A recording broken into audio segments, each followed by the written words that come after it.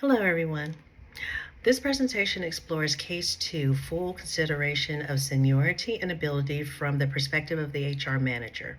This case examines whether the promotion of Jasmine Younger was consistent with the collective bargaining agreement with the organization's commitment to fairness and performance.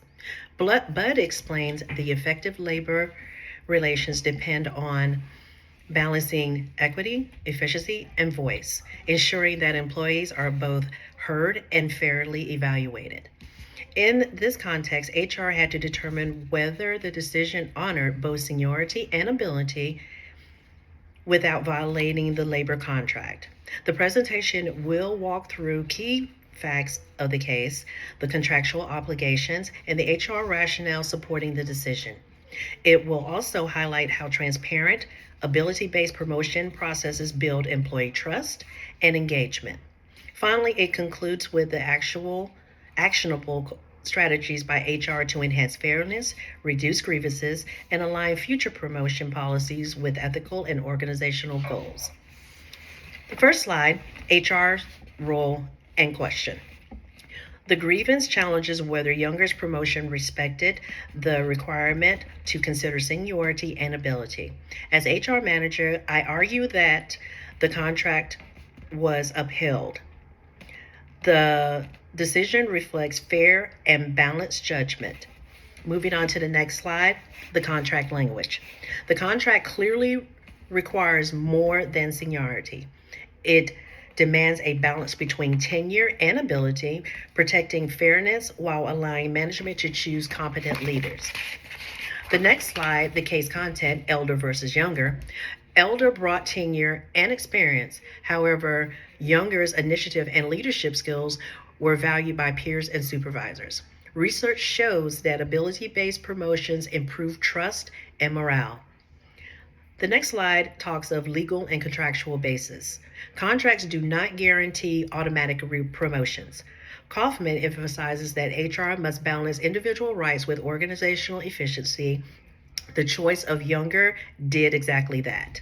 With that being said, let's discuss the next slide, which is ability as predictor of success. Kundu found that competency-driven HR divisions improve firm performance. Alfies highlight that trust in fair HR practices, such as promoting based on ability, increases employee engagement. The next slide speaks of employee engagement. Employees trusted Younger, and her promotion reinforced fairness. Alfies found that engagement rises when HR practices are transparent and trusted by employees. Younger helped reinforce employee trust in management, which is also vital for retention and morale. The next slide will discuss the scholarly support used in this PowerPoint. Labor relations research confirms that while seniority is important, ability must be prioritized to maintain organizational performance. Bud and Kun highlight the importance of balancing fairness and efficiency in promotions. The evidence is clear.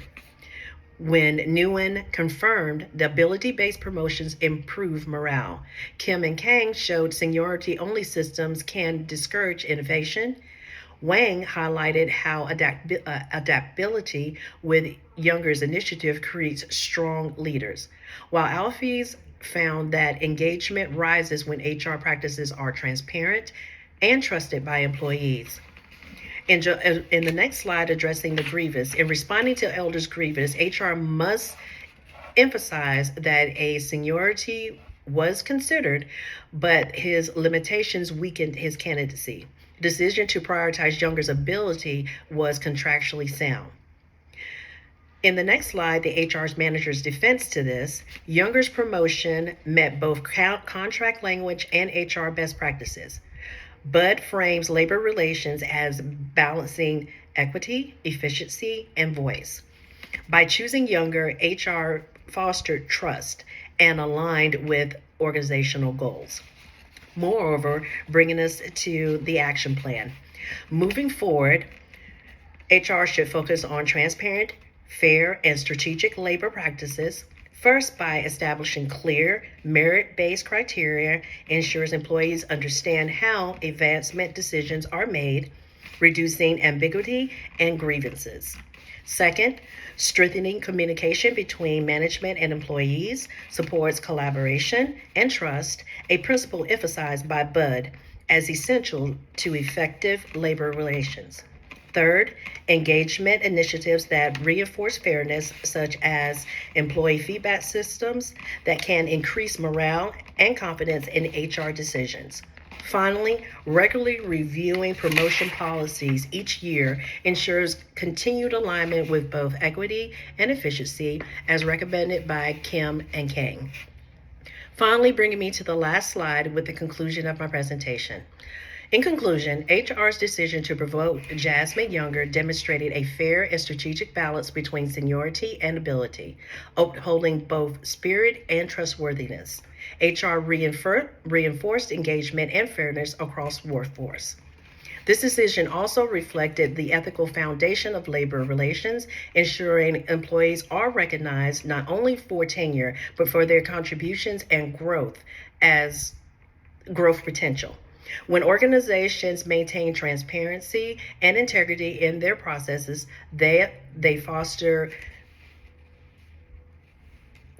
cultures of trust and accountability. Biblically, Proverbs 3:27 reminds us, "Do not withhold good from those to whom it is due when it is in your power to act."